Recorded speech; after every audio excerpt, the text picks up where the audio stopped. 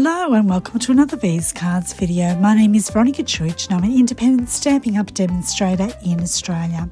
And in this video we're going to look at the legendary Ride dies. We're going to make a fabulous masculine card. I can't wait to show you some tips and tricks, even some don'ts. Okay, let's get started.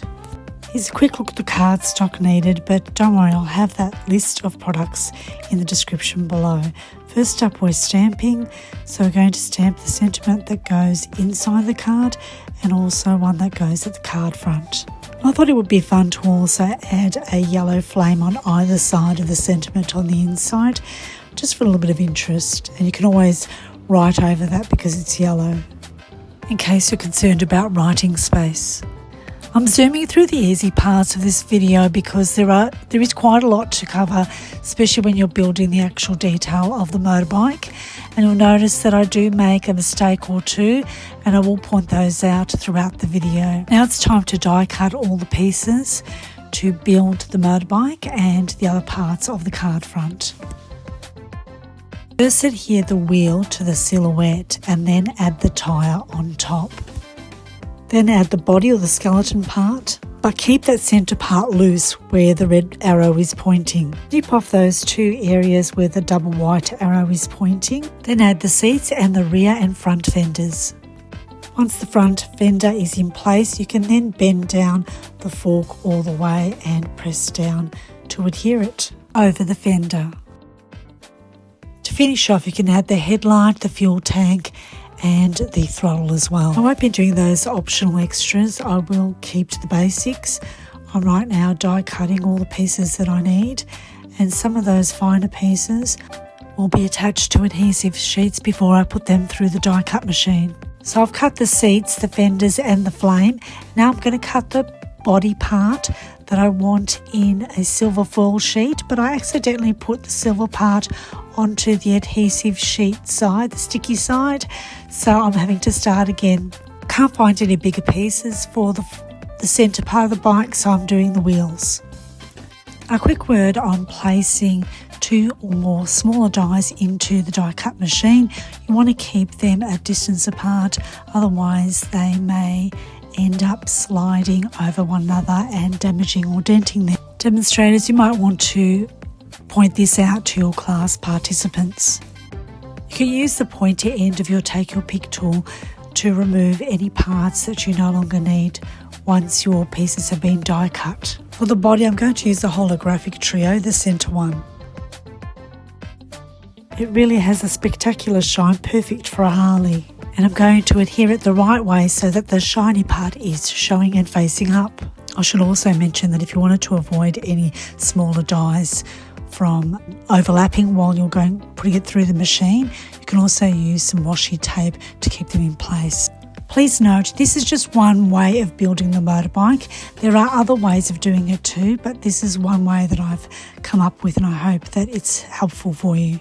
Probably one of the trickiest things about using adhesive sheets is to peel off the backing once you've done the die cutting, but it just takes a bit of time and patience. I like to use the pointy part of the Take Your Pick tool, which helps me along the way. I think the trick is to try and pull away the backing in one long piece rather than break it off into tiny smaller pieces, which would take longer to peel off individually.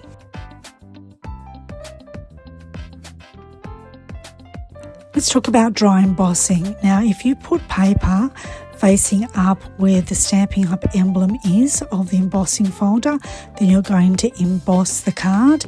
If you turn around the other way, it's going to be debossed. Okay, it's time to layer up the card. We're going to use tear and tape because the card is embossed. It should give a better stick onto the card front. So just a little strip of a foiled sheet would be perfect to add a little bit of interest to the card front.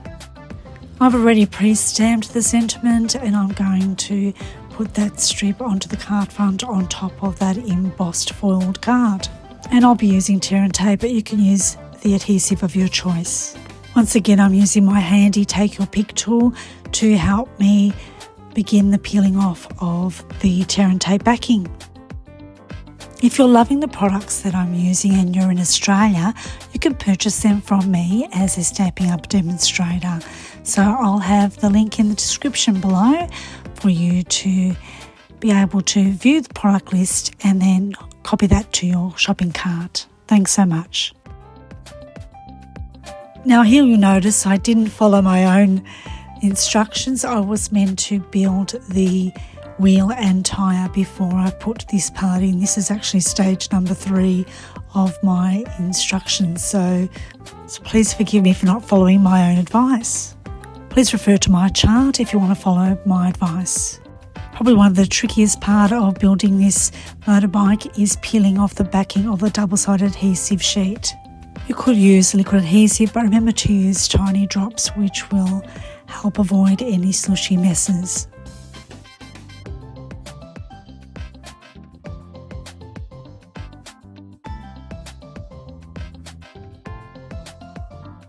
All you want to do is make sure that that centre part is not adhered onto the motorbike just yet, and you're going to snip off the 2 sides. Then you're going to adhere the front and back fenders. Finally, you'll push down the fork and press it in place. And I can't believe that's something that I didn't do. I ended up putting the fender on top of the fork, but it's okay, it doesn't look too bad.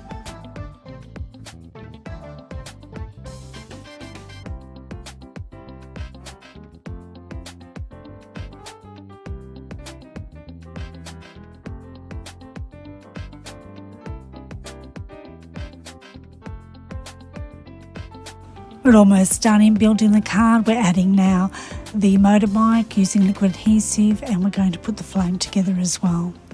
And of course, don't forget the bling. I'd like to apologise to my subscribers who are anticipating a video at 10 a.m. this morning. I had something on that I couldn't avoid, and so I present this to you now, and I thank you for your patience.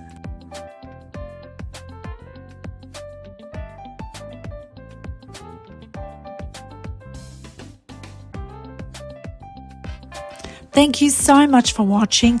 You must like it because you're still watching it. Please take a moment to like. And if you haven't yet, I'd love to hear from you in the comments section.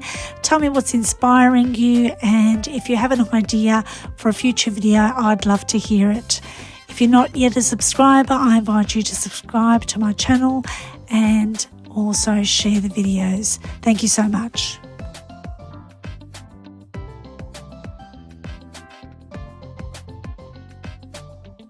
Well, I sure hope I've inspired you to try something new.